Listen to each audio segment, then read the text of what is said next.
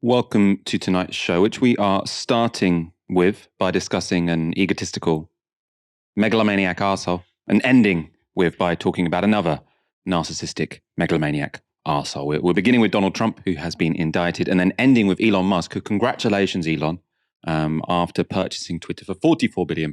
He is now Twitter's most followed user. So I'm assuming this means it was all worth it.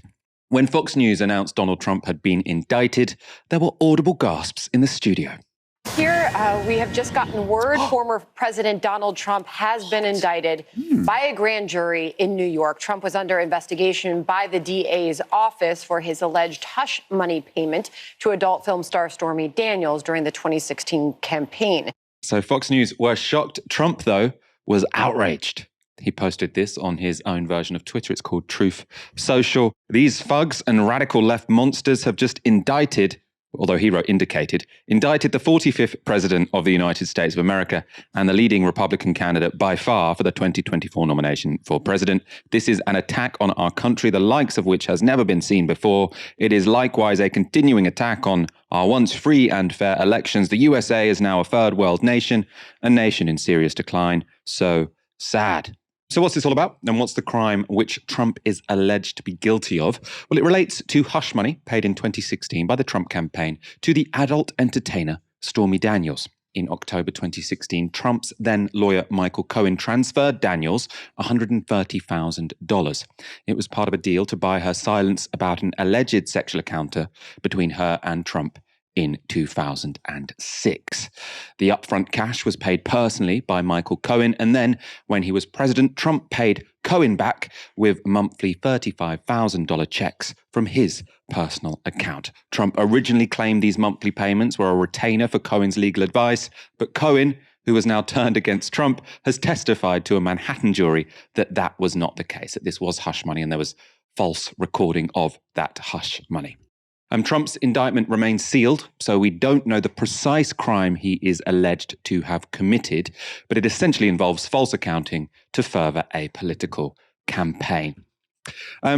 Aaron, Trump is the first ex-president to be criminally indicted, and I mean, it seems to me like I'm sure this guy's committed a bunch of crimes. I mean, obviously, I don't have proof, but that's the impression I get.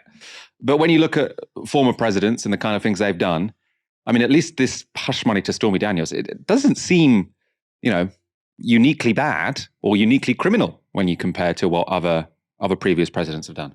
Yeah, I mean, the big story here is obviously not the crime that he's perpetrated, which is relatively minor. I don't mean to mischaracterize it or, play it down, but it is obviously relatively minor, but the implications are huge, and that's why everybody's talking about it. We were having a to and fro before this show earlier on today, Michael, and I said, isn't it interesting how this has been covered by the UK media in comparison to, various political stories here involving our own leaders, which, don't get the same kind of attention. And that's not because of the nature of what he's done, but because of the implications. Obviously, like you said, he's the leading candidate to lead the Republicans. Increasingly, I think it would be probable that he would win, or the Republican candidate would win. Probable. I don't say that lightly. US economy now looking at 1% growth this year. Obviously, inflation coming down, but still economically, it's not in a great situation. And as we said before, I think Trump was a nail on for a second term had COVID not happened. So the implications here are extraordinary. They're really, really big in terms of what it means to the wider US political context and who could be the president after 2024. But it's a bit like Al Capone with, I thought it was tax evasion. Apparently, somebody said to me it was a parking ticket. I still think it was tax evasion, but the analogy still holds. A very major figure with huge ramifications, but what they've got him on the hook for, quite small. Trump clearly sees this all as an opportunity to drum up support for his presidential election bid, as Aaron was just mentioning there. On his Truth Social account, so again, this is the version of Twitter which Trump launched himself. So every time he tweets, he's making the news and also advertising his own company. On that account, he's been tweeting clips from Fox News all day. This is just a selection. This is an injustice. It is obviously the criminalization of political differences, Pete. Sean, if this is not a closed ranks moment, then I don't know what is. You're exactly right, Tommy. This is a horrible night for our republic, but politically a great night for Donald Trump. In that it just is. Because they're gonna. Do you remember the mugshots of Elvis and Frank Sinatra and Johnny Cash and Jimi Hendrix and Mick Jagger? Turned them into even bigger icons than they were. If there's a mugshot of Donald Trump, it'll be in dorm rooms and on T-shirts, making him a hero or an anti. No, Will. And rightfully so. I think what this is about is nothing to do with the rule of law, Jesse. Obviously, this is about power. It is a demonstration of raw power. I think the Democrats know this has nothing to do with the law. They're sending a message, and the message is they will use any power that they have to interfere in the next presidential election. They will not willingly allow Donald Trump to run for president. They will not willingly lose the next election. They're going to use every means at their disposal. Jesse, these are the same people who have sent SWAT teams to pro-life activists, who use the FBI against parents at school board meetings. They will do anything, use any kind of power to try and hold on to their own privileges, their own positions. And we are seeing that tonight. This is just unprecedented in American history. And the only way out now is to win. What is the result of all this? What is the political fallout? I asked President Trump, my first question to him in my interview Monday was, does this help you or does this hurt you? Because when the Mar-a-Lago raid happened, it helped him, if you look at polls.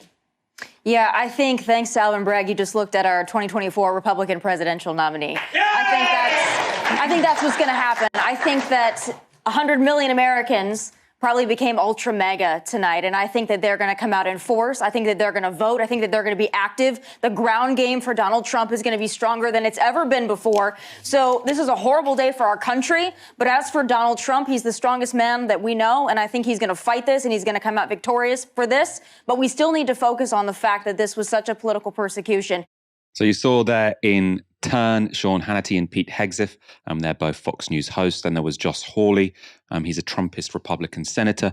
And Tomi Lahren was the final person speaking. She's another Fox News pundit. And in that last clip, you had a reference to Alvin Bragg. He's the Attorney General of New York. So he was the person sort of prosecuting or driving for this grand jury indictment to be made. I should say a grand jury. I don't think we have them in this country, because I always see when I'm watching The Wire, they're always talking about a grand jury. In America, because of something in the Constitution, to charge someone, you need to get a jury to say, yes, we think this should go forward. Sort of, I suppose, similar to our decision that the Crown Prosecution Service would make. Often there it has to go to a jury of members of the public.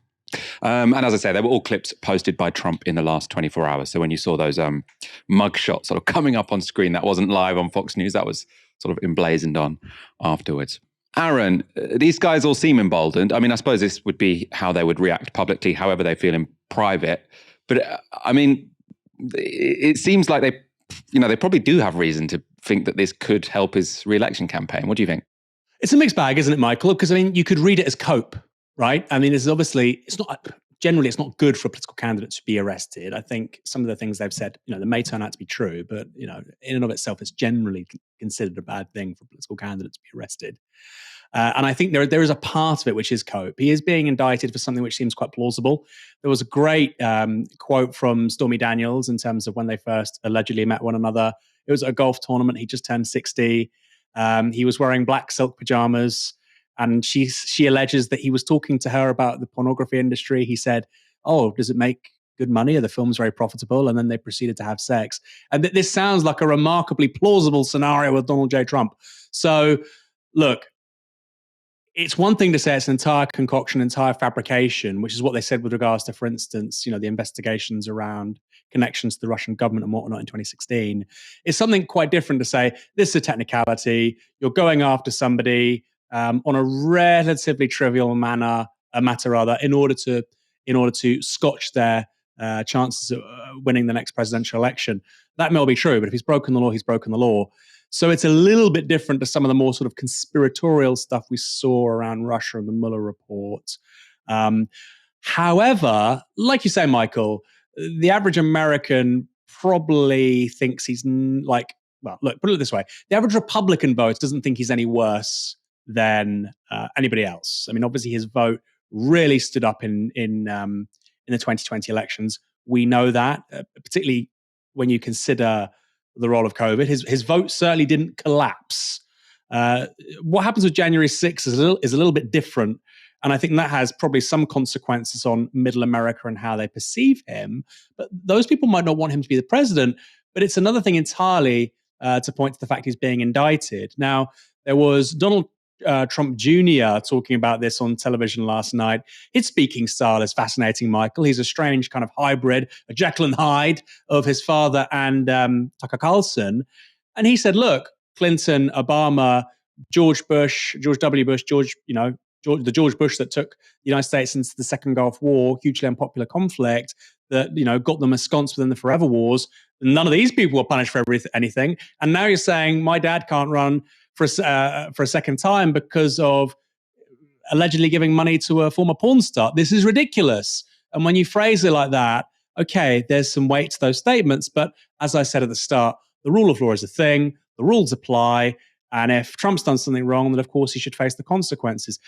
For Republicans, this will get them very angry, for the people that voted for him in 2020. But for middle America, I don't think it's that clear.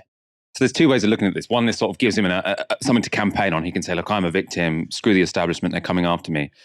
The other option is to sort of say that does mean he's talking about something that people don't care that much about. And this was an analysis people had of the midterms where Trumpist candidates did badly. They did badly, and they did badly compared to non-Trumpist Republican candidates, and the Democrats did better than we expected.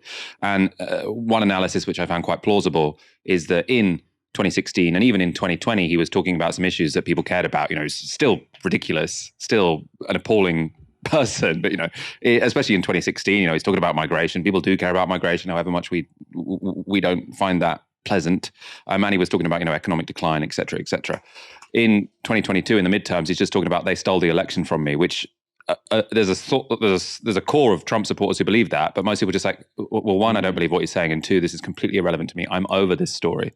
So it could be the case that if you have an election in 2024 where Joe Biden is talking about increases in wages, if we're seeing a recovery by then, there is a tight labor market in America. So it might be the case that people do feel like their wages are holding up, and Donald Trump is talking about whether or not he paid hush money to someone called Stormy Daniels, and then these various indictments in various courts across the country. Maybe that isn't going to be, it won't lose him the election, but it also might distract him from the issues that could win him the election, potentially. I want to go to some of the other things Trump is under investigation for, because the list is quite long.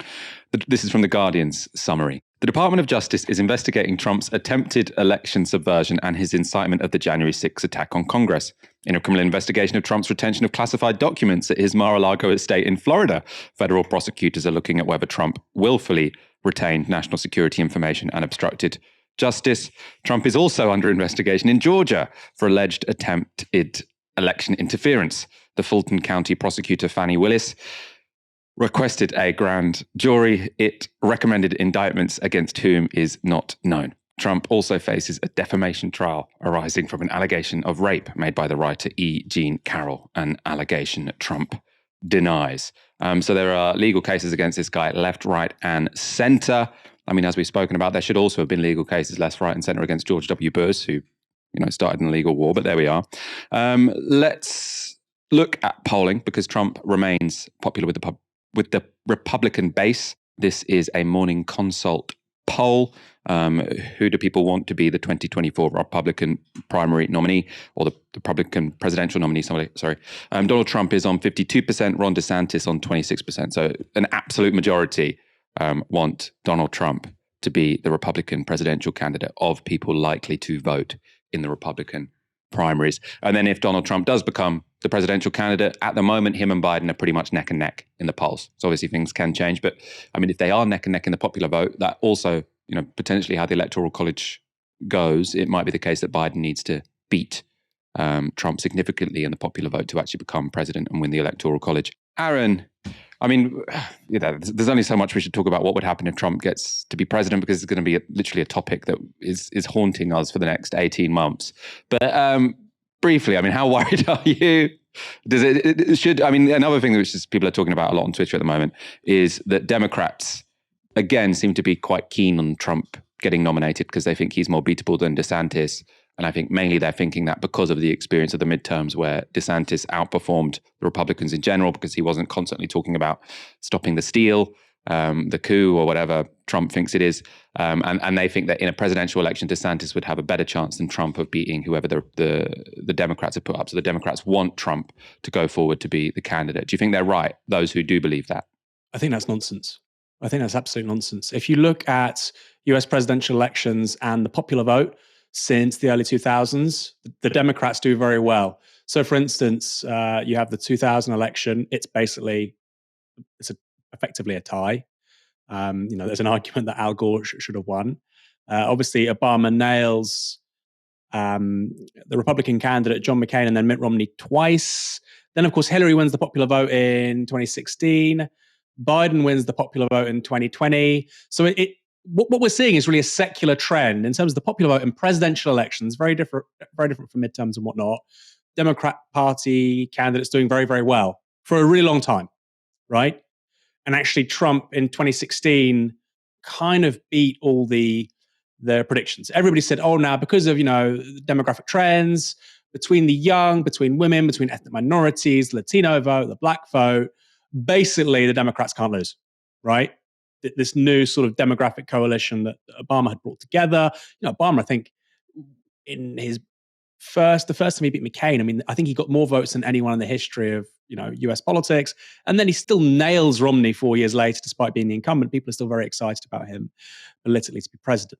So I don't think, oh no, Ron DeSantis could win. I think that it's very hard for Republican candidates to beat Democrats in the popular vote.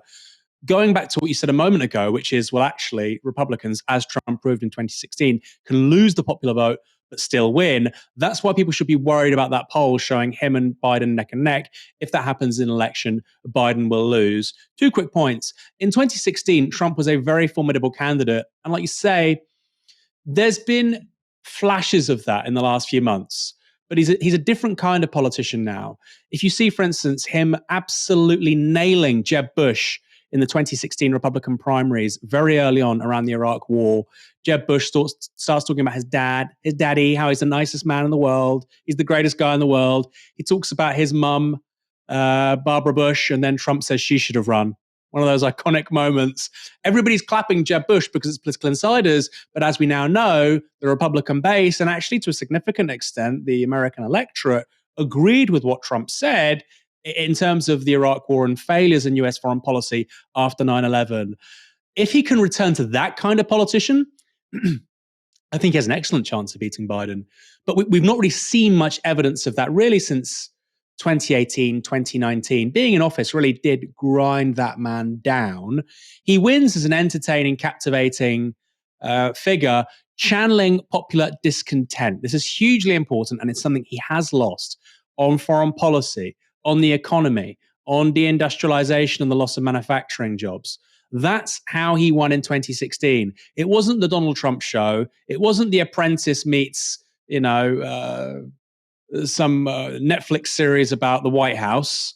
It was about being a politician, talking directly to the electorate in a way that most politicians didn't do. He has lost that to a certain extent. So I think he can win. But finally, Mike, I don't think he will win. I think it's improbable, but I think he can win. And I think people saying that DeSantis is a better candidate. Listen to DeSantis for 5 minutes. I discussed this with Mehdi Hassan recently. Of course, he's an MSNBC presenter, pundit in Washington, most senior Briton in US political commentary, really. And he thinks DeSantis is an awful candidate. So I don't buy that personally. But finally, if you look at what Biden's done on foreign policy, particularly, for instance, on China, actually, he's gone considerably further to the right in some ways than Trump did in office. There was a memorable moment when Mitt Romney was talking to Barack Obama about Russia, and Romney was banging on about Russia ahead of the 2012 election. And Obama said, "Hey, Mitt, the 1980s wants its talking points back." And actually, Mitt Romney, as we now know, was probably talking some sense. So, I think we write off the fact that Biden has gone way further on certain issues that Trump was talking about for the first time, particularly around foreign policy. The sanctions on China now are way beyond what Trump was doing to Huawei on 5G before 2020. So a bit more complex than that. Get ready for awful April.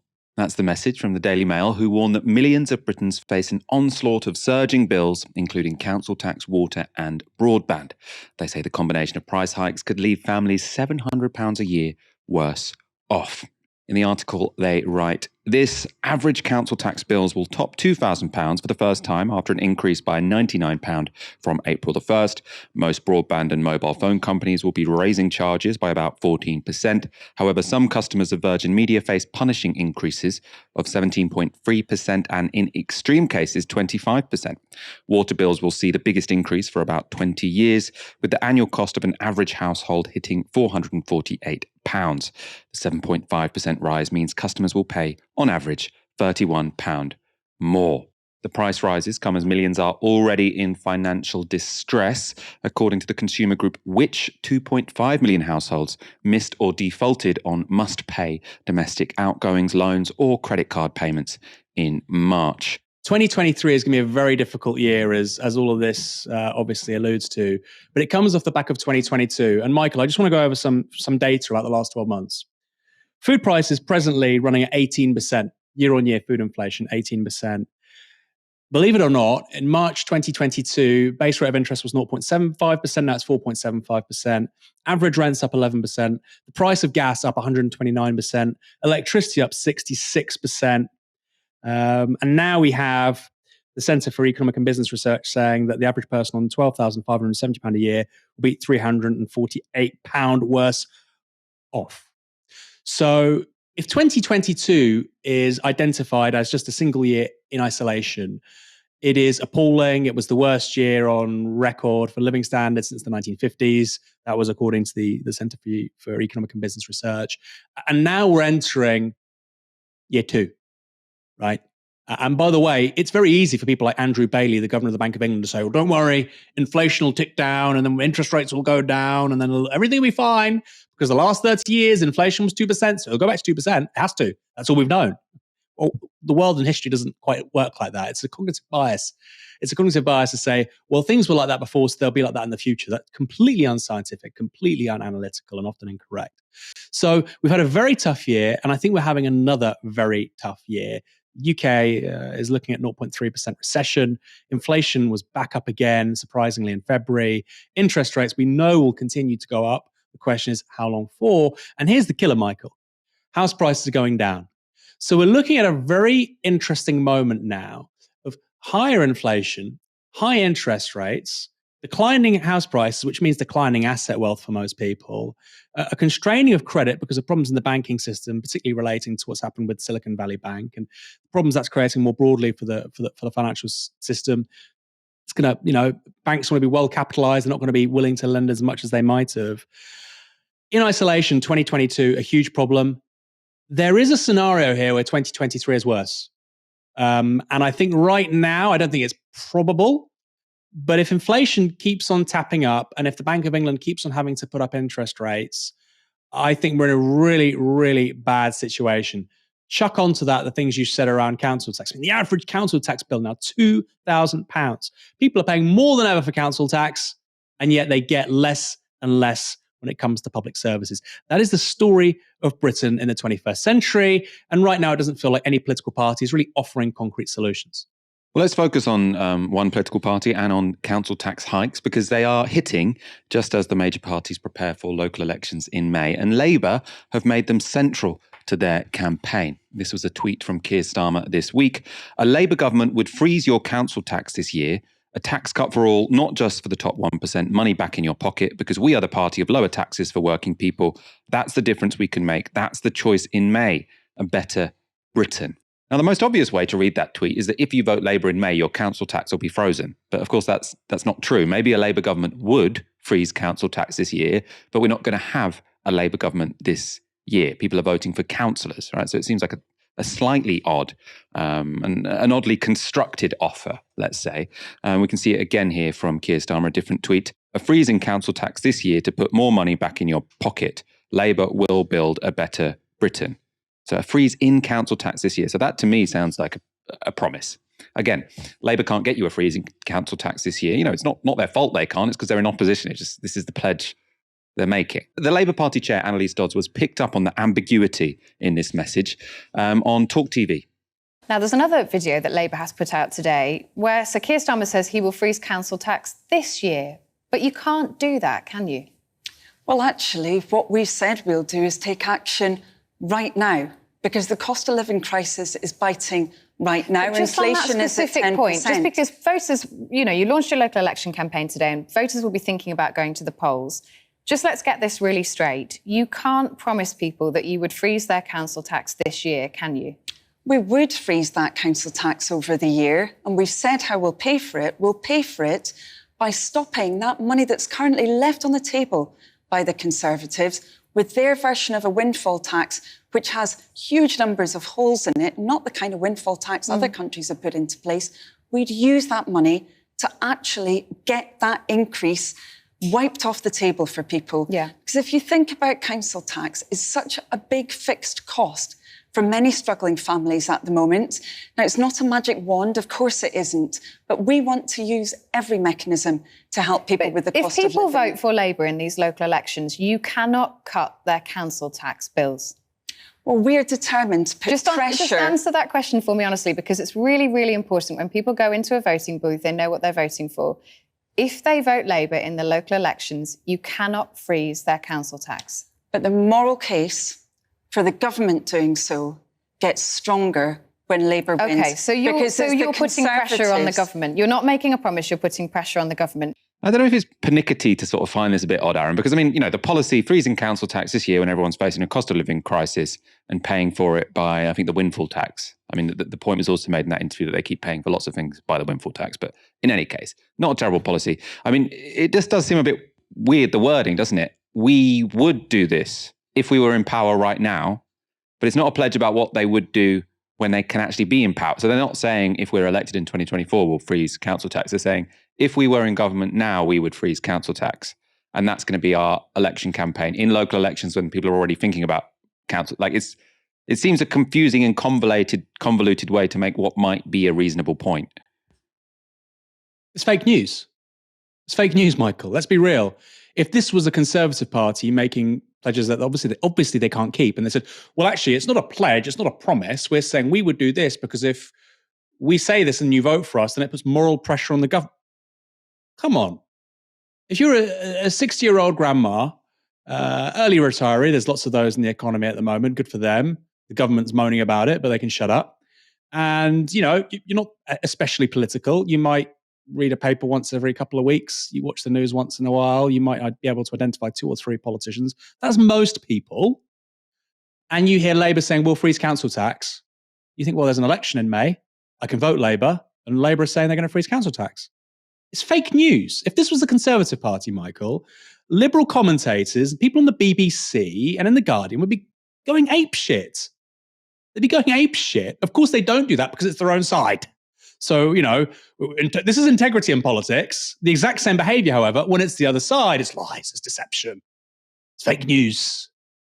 I mean, it's blatant hypocrisy. To make it worse, Starmer was challenged about this, saying, well, when you are in government, potentially after 2024, would you do it then? He said, well, we don't know because we don't know the economic situation in a couple of years' time and we can't predict. And so I won't make promises around what Labour would deliver in government regarding council tax. So you can make a promise when you can't do anything about it, but you won't make a promise when you potentially could do something about it. I mean, my God, this is far more puerile and stupid than 99% of the stuff that comes out of the gob of Boris Johnson, Rishi Sunak, or most Conservative cabinet ministers that appear on television. But the liberal media can't say that. BBC and The Guardian, most of the people in broadcast, let's be real, most people in broadcast are New Labour. They won't say that. They won't say, good, by the way, good on Talk TV for saying that. It was a very fair and honest challenge. Hold on, to be clear, for our audience, Labour are saying this, but they won't be able to deliver it after May because you aren't in government. But somehow this gets a pass from people who really should know better. If this isn't acceptable from the Conservative Party, and it isn't, it certainly shouldn't be acceptable from Labour. I agree, basically. And I just think it makes them look shifty when they don't need to look shifty. Because Annalise does there, look very uncomfortable. She's sort of like being very evasive, not answering the question in a straightforward way. And that's because it seems like they didn't need to put themselves in that situation unless, as you suggest, Aaron, they are trying to confuse people with their leaflets because they want someone to see that leaflet and think, oh, this is a council election. Labour are promising to freeze council tax, so obviously I'm going to vote Labour. I mean, it's difficult to see a non-sort of cynical explanation for it. The Tories took a battering on this week's Question Time. Take a look. I'm staggered, to be honest, at the gap between the audience and the panel, and the notion that you think that you're succeeding on green energy, or that people support human beings washing up on our shores or being deported to Rwanda. I'm absolutely staggered. The way that we talk about serious youth violence is not to talk about crime, it's to talk about the trauma that they've actually experienced in the last 2 years. You have cut funding, you've cut budgets in school. We can't recruit teachers. We can't recruit teaching assistants. You've cut social workers. You have cut local services to the bone. And then you're worried about antisocial behaviour. There are no youth services. There are no youth services. And absolutely, there is so clearly a gap. There is such a massive gap between what you're saying and people's experience. Why can't people buy a house? Look at their wages. They're a teacher, they have been through university, paid over 30 grand, if not more, to go to university. This ideological, want to control rent, use rent control, want to have houses, build more houses, because you can find the money to build HS2 and drill through forests. This is what we're talking about. These are ideological choices. You've done nothing for green energy in 13 years. Nothing. Okay. Absolutely nothing. So I think when we're talking about young people and supporting them, what has been put in place for young people? A tutoring programme. Okay, let's put some of these points to the Minister. It's woeful. It is woeful. You heard the lady. The original question was about knife crime. Well, and that is a substance abuse, but you've heard two people here and from the audience also talking about, well... In the time you give me, Fiona, I'll what action will you take? And they're suggesting not cutting services might be part of the action you could take. OK, in terms of knife crime and antisocial behaviour, because they're part of the same spectrum, it's all crime. But serious crime has come down quite a lot. 50% since 2010, except for fraud. And the gentleman is absolutely right. Why would you leave out fraud? I don't understand that. Because because if you put fraud in, it's crime. What happens is the criminals have become invisible. Very strange. What's happened is the criminals have become invisible. So if crime is done by invisible people, we don't record it. I mean, in a way, I don't think it is as ridiculous as it initially sounds to sort of potentially separate crimes involving sort of online fraud, because the experience of being defrauded online is very different to the experience of being subject to physical crime, right? In part because your credit card company will probably repay you for it anyway. So I can see why they have taken that out of the crime statistics. And also, as we talked about on a previous show, like, crime is falling. The question then is, what reported crime to the police is up, but sort of crime, according to the surveys from the Office for National Statistics, is down. The question then becomes, why are the Tories running a campaign fear-mongering about crime if it's down? Because crime is down, but actually the police are also performing worse when it comes to solving them. I suppose the Tory on the panel didn't want to mention that. Great intervention from that lady, though, although I disagree with her on HS2, but I mean, very, very impassioned. Let's go to one more clip, because it wasn't an easy ride for the Tory on the panel. Conservatives have been in power now for nearly 13 years, and they still haven't got anything. They're not building suitable places for the immigrants that come over that want to stay here, while everything's being processed, and putting them up in barracks, was it? Yes, I think that's ridiculous. We need investment, and I don't understand why it's taken Conservatives so long, and their ridiculous idea of flying everybody to Rwanda, I think that's stupid. They need something that's more humanitarian. They need something that's more thought out. Because there's a lot of people, a lot of potential that's coming over that can help England and the United Kingdom. And at the moment, we're wasting it because we're not letting them work. We're putting them up in hotels. We should have things that's better. And we got a housing crisis as well. Conservatives should be on this. They shouldn't be 13 years in and still scratching their heads. That was the People's Republic of Bristol, Aaron. It's a sort of a swing city between Labour and the Greens. So you can see why the audience might have been a little bit more progressive than your average episode of Question Time.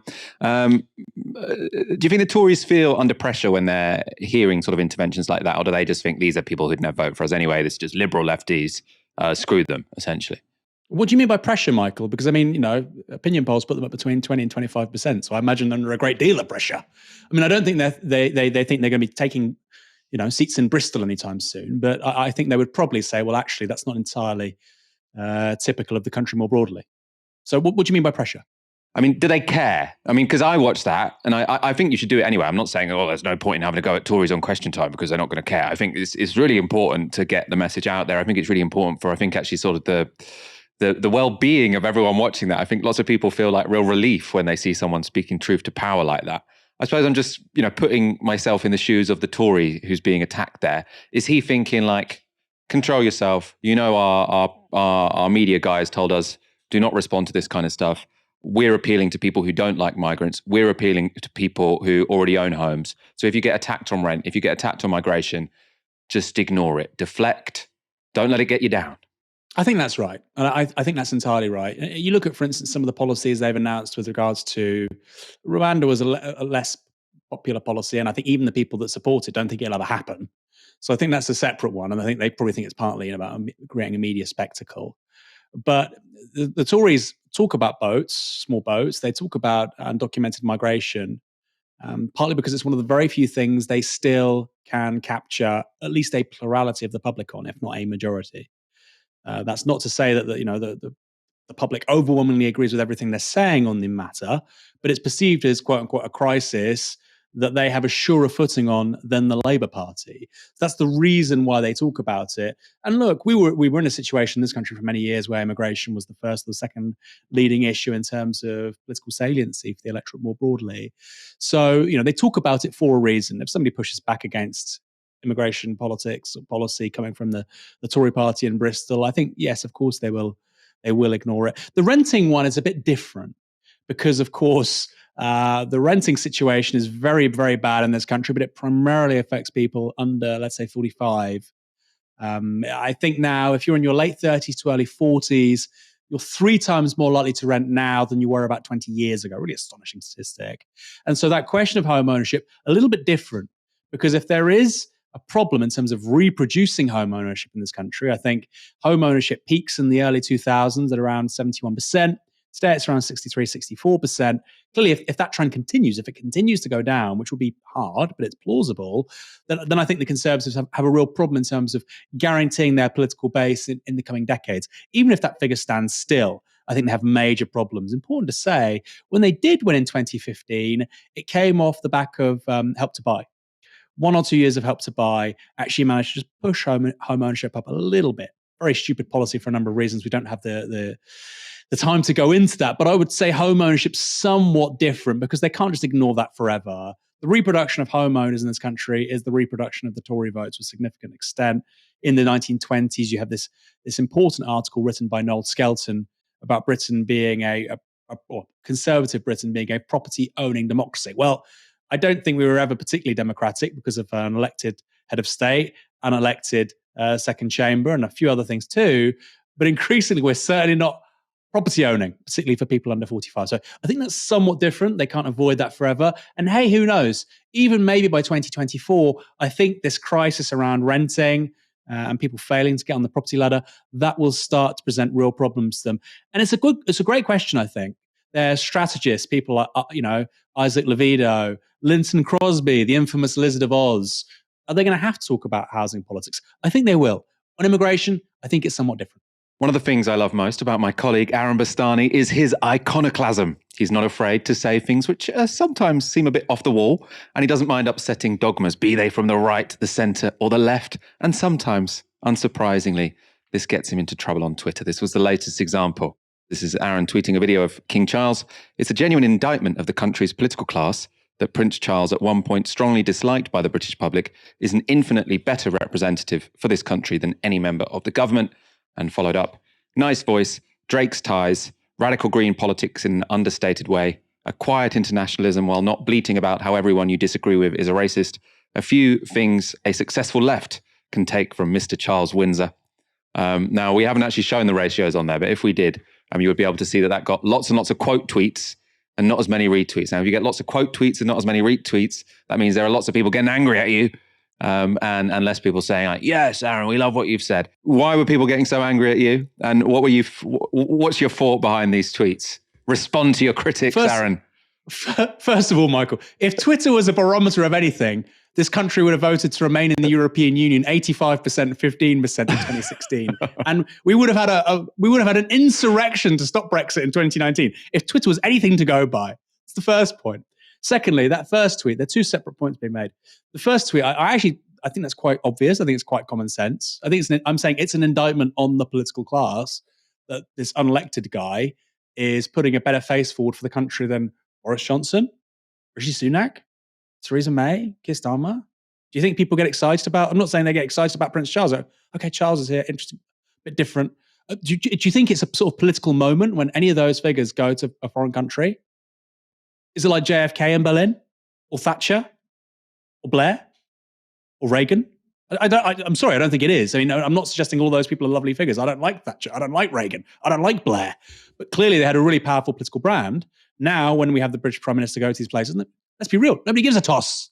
And so it's an indictment on the political class and really how magnolia and non-entity-ish they are, that actually this guy who's not been elected by anybody has an arguably stronger political brand.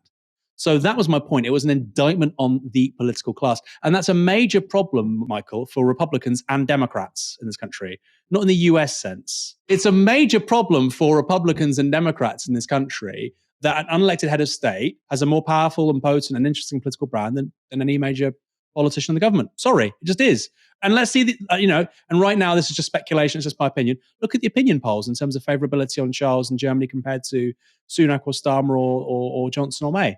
First point. And like I say, that is an indictment on the political class. If people want to disagree on Twitter, they're welcome to, but I think they're wrong. Two different things, popularity and being correct, Michael. I found that out the hard way. Now, the second tweet, there's a bit of banter there. There's a bit of banter there, isn't there? There's a bit of banter there, isn't there? So what? I say Drake's ties. Well, look, Drake's ties are 100. I don't know. Just the record. Should we get it up again? Let's get it up again. Nice voice. Drake's ties. Radical green politics in an understated way. A quiet internationalism while not bleating about how everyone you disagree with is a racist. A few things a successful left can take from Mr. Charles Windsor. This is the one that really got people annoyed. Good. I'm glad they're annoyed. First of all, I said Mr. Charles Windsor, so I'm referring to him as a private citizen because I'm a Republican. He shouldn't be the monarch. Secondly, I don't own a Drake's tie. Just to make this clear. What is a Drake's tie, actually? Because that was Drake's my one. A very nice tie maker in London, Michael. But anyway, park that. It's just a bit of tongue in cheek, isn't it? Nice voice. Now, this is actually, besides the banter, and this was a bit more of a banter tweet than the first one. The first tweet, I mean in its entirety, Michael. It is an indictment. And I think I'm entirely correct. I don't care what Twitter says. The second tweet, a bit tongue-in-cheek, a bit of a joke. But I would say this, Michael. If you want to build a coalition to push back on climate change that wins, it can't just be people that look like you and me, talk like you and me, on the radical left, young people doing direct action. It can't just be that. It can't. It might be nice to hang around and talk to people that look and sound like yourself. Yeah, I love it, Michael. I love hanging out with you. We have the same interests.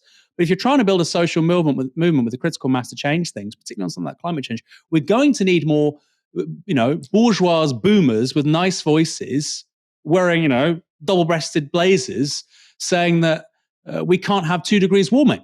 And if we do, then that's the end of the road for society as we know it. We're going to have those people in any successful movement, right? A successful movement on climate has people that look like that. It does. It just does. And it would have to be a cross-class coalition. It just would. And I know that, again, it's not particularly popular. And by the way, it's not especially easy. And it's incredibly rare, but it is important. And so I think that's something that was really a bit of a joke tweet, but there's a kernel of seriousness there, which is if people are serious about the climate crisis, serious about change, well, yeah, there's people that you wouldn't normally associate with who are necessary to bring inside that coalition.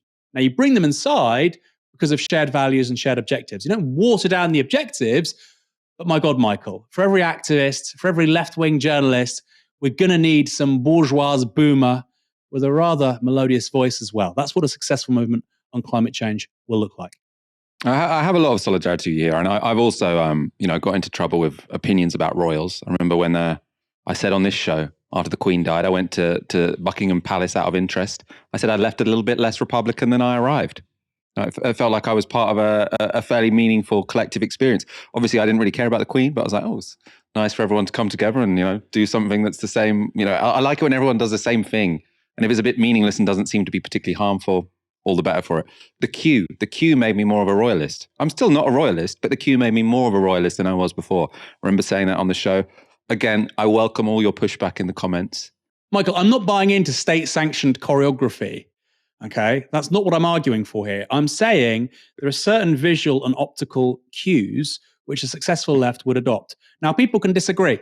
I love wearing a Novara branded t-shirt and going like a little rat bag onto TV and winding up the Blairites, because nothing gets them more upset, by the way, than wearing a t-shirt. It's why I do it so often, right? I love winding up the Labour centrist melts.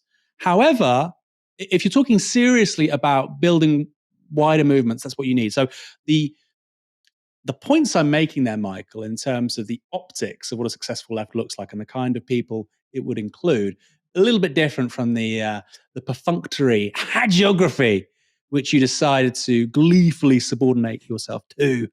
A bit different, I think, in my defense. I like twee collective experiences and you like nice suits and ties. I think we've all got our weaknesses.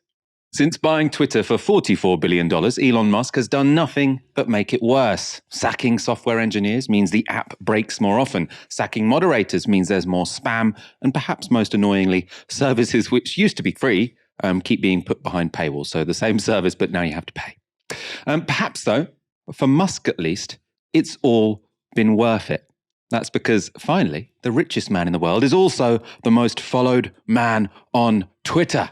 Musk has replaced Barack Obama as the most followed account. He has 133 million followers, up from 100 million last year. The victory for Musk comes as tech ownership has risen up the political agenda in the United States. That's mainly been focused on the Chinese-owned company TikTok.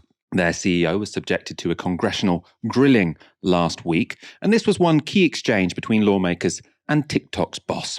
Would TikTok be prepared to divest from ByteDance and Chinese Communist Party ties if the Department of Treasury instructed you all to do so? Congressman, I said in my opening statement, I think we need to address the problem of privacy. I agree with you. I don't think ownership is the issue here. With a lot of respect, American social companies don't have a good track record with data privacy and user security. I mean, look at Facebook and Cambridge Analytica, just one example. So I do think that, it is not about the ownership. It is a lot about making sure we have Project Texas, making sure that we're protecting and firewalling US user data from unwanted foreign access, giving third parties to come in to have a look at this and making sure that everybody is comfortable. So we've got two stories of tech ownership here, Aaron. We've got Elon Musk buying Twitter, basically running it down, but becoming the most followed person on the platform, which, I mean, he seems to be pretty obsessed with being like a poster. So I think he probably does care about this kind of thing. We've also read lots of reports of, him sort of talking to engineers. Why are more people not seeing my tweets? So I think it's probably not a coincidence that he bought it and now he's the most followed. And then you've got in Congress this hearing, and I mean, lots of talk about America being about to ban TikTok because they're concerned about its Chinese ownership and what that could mean for American security. In a way, you're sort of counterposing US and Chinese capitalism at the moment. You've got this tech CEO titan, formerly the world's richest person, maybe still is. He's lost a lot of money in the he's lost a lot of worth. It wasn't money, it was overvalued stock in Tesla. He's lost a lot of worth in the last 12 months. On the one hand, he pays $44 billion for a platform so he can have the most followers. On the other hand, you have TikTok, and they have a CEO who's quite affable, relatable, really smart social content, really good PR around him in order to basically ensure that the company can stay in the US market. So it's like with Musk, it's a pure vanity project, idiocy. The guy's a buffoon on this stuff. And then you have the TikTok CEO doing everything he can to stop, I think, quite an unfair blocking of TikTok. And I think it is unfair to block TikTok. I mean, it's used by between 100 and 150 million Americans. Many, many people are using it. I think I've seen statistics about the average user spending more than an hour on there. Put it this way, it's a very, very mainstream social platform, which is going to be stripped from tens of millions of Americans. Now, the American government says, well, that's because of privacy concerns. Well, when the Chinese said that with regards to Instagram, Facebook, Twitter, and so on, and all the various American tech companies, well, apparently that was awful. So there's got to be hypocrisy somewhere, right? There's got to be hypocrisy somewhere. Can only American companies do that, but not Chinese companies? Because I agree, it's bad, by the way. I think the idea that, I think tech surveillance, just in and of itself, forget if it's a part of a broader geopolitical strategy on the part of a nation state. I think tech surveillance is clearly bad, but there's clearly also a great deal of hypocrisy here. And it does make you wonder, looking at how Twitter's being run, looking at how TikTok's being run, the difference in seriousness fundamentally between Musk and between TikTok management. I don't think Elon Musk is the avatar of US management. I hope not, because the country, frankly, won't last very long if he is. But it says something quite deep, meaningful, and profound about contemporary capitalism. You have, for instance, Samsung and South Korea looking to spend more than $200 billion in microprocessor manufacturing over the next 20 years. You've got Taiwan producing 90% of the world's leading microprocessor technology. You have China now hell-bent. Xi Jinping has recently allocated around $140 billion to ramp up its domestic microprocessor industry. Meanwhile, the US is responsible for around 12% of microprocessor. These are chips, about 12% of global supply. And its kind of national conversation in regards to business has been captured by people like Elon Musk, who are frankly hyperbolic charlatans. So I think it does say something quite interesting about US capitalism and where it appears to be going. And US public life too, right? I mean, I wouldn't write it off. I think some of the fundamentals are quite strong when it comes to the United States. But compare and contrast TikTok and Twitter, I think the Chinese come out of it looking quite good. I mean, I agree with you. I agree with you on sort of who looks like the more effective society when it comes to these social apps. I mean, obviously, maybe you shouldn't extrapolate too much from social media apps. But I actually, in terms of the TikTok hearings, like a lot of people have been talking about like this, like it's hysteria or xenophobia, et cetera, et cetera. And I actually have some sympathy with it. And I don't mean that from a moral perspective, because I mean, in the great power competition that's currently existing between the United States and China, I have literally no stakes. Like, I think Chinese development is great. I want China to continue getting richer. I don't want America to be successful in making them poorer. But like these are two countries which, like it or not, seem to be in some great power conflict now. And it does seem to me a bit of a strategic error if you let your adversary in a great power conflict have the most important widespread social media app, which is speaking to an hour a day to 150 million of your population, so a third of your population and loads of those kids. And you know, I don't think the Chinese are necessarily nefariously trying to steal everyone's data, and they're talking about all sorts of silly things in the congressional hearing about, you know, are they taking sort of iris data and, you know, data from people's eyes. It sounded a bit ill-informed, but the Americans are in a difficult position now because I think, you know, the algorithms that sort of determine what you see on TikTok and what you don't aren't particularly transparent. You know, they haven't published them. And I think it is the case that within TikTok, there are people, the American engineers don't always know what's going on. You know, I think the code is in China. By the way, they don't even use TikTok in China, right? They have a different app which is way more controlled than TikTok because the Chinese government don't think it's particularly helpful or healthy for a generation of kids to be spending hours a day looking at stupid videos, right? I think, and there's a limit. There's a time limit as well. There's a time limit, and I think they've made theirs a little bit more educational. So I can see why it's a bit of a flop for a civilization in a great power conflict to make the most successful means of speaking to your younger generation controlled by your adversary. And I think something that's very interesting in this conflict is that sort of the Americans were raising the stakes by saying we might force TikTok to be sold to an American company, right? And China came back and sort of raised the stakes and said, well, TikTok can't be sold. You know, either it's Chinese run or it gets switched off. And so what that is saying to the Americans is either you have to take a real political cost and piss off 150 million of your citizens who use TikTok, or you have to live with the fact that the most successful social media app in your country is controlled by your strategic adversary. So it does seem to me like they kind of have been a little bit snookered when it comes to this. Yeah, I think they've been snookered, but I think the best option for the US would be to switch it off. I think the short-term hit would be extraordinary, by the way. I mean, it would be horrific. And it's a shame because obviously there's a great deal of value that's used by some people. I follow some great people on TikTok. I learn a great deal from them. But it makes you think, Michael, I go back to 5G. You know, Huawei was building 5G in this country. And you sort of now, because of course we've seen the return of great power politics, particularly with Russia, but this has been boiling for a long time with China and the US.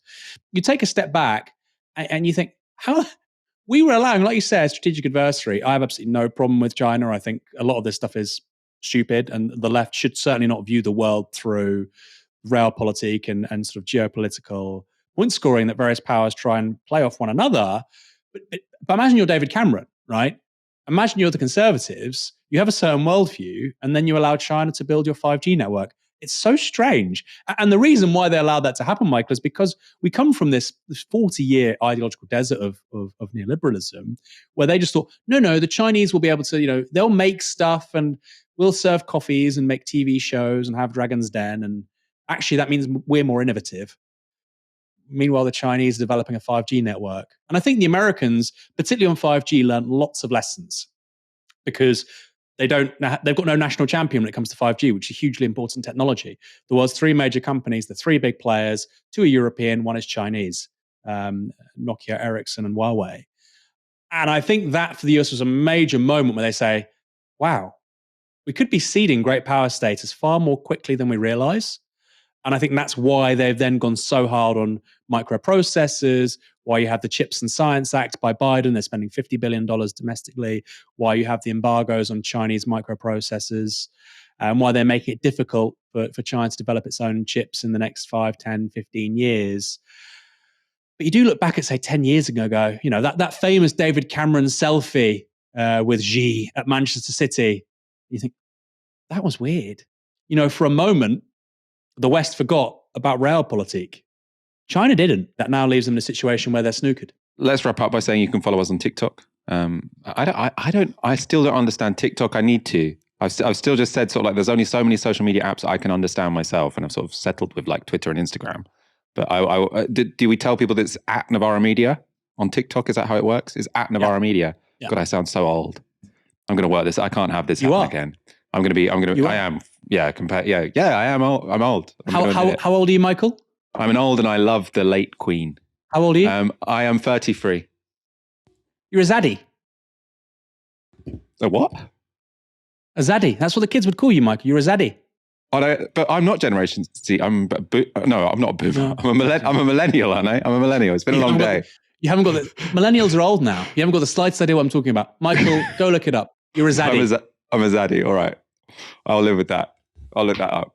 Thank you for joining me tonight, Aaron. And thank you for everyone watching. You're still on the screen, Aaron, so you should say something.